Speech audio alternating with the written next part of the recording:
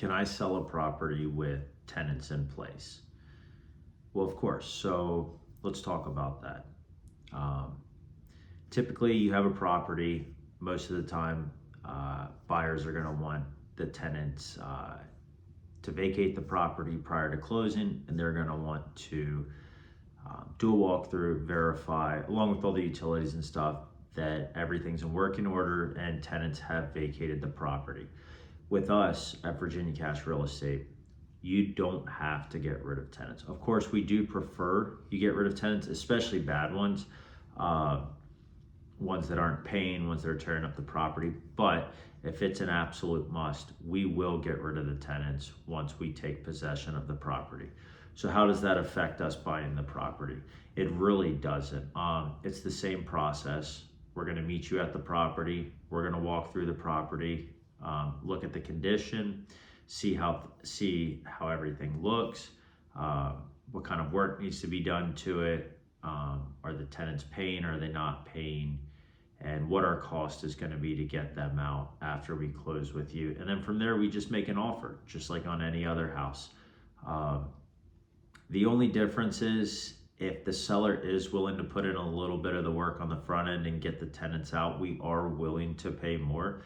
I just like to be transparent in these situations because it is less legwork for us. It usually costs us a couple $1,000s to get a tenant out of a property that's a bad tenant, not paying, and so forth. But then again, you've got to think, is a couple $1,000s actually worth your time? We just bought a property. Owner lived in Connecticut. Property was in Norfolk, Virginia, and she didn't want to deal with it. It requires going to court, filing paperwork in the courts, because that stuff has to be hand filed, or you have to hire an attorney to do it, which now you're going to spend a couple $1,000, right?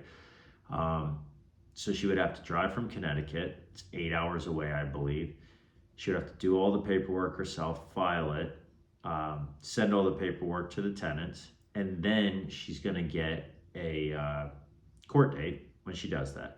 When she shows up to that court date, the tenants can contest. It's going to get continued for another 30 days to a trial.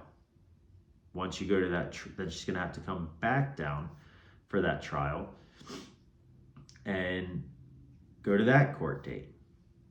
And then the tenants have up to 15 days to appeal the verdict of that case, which then would require another court date.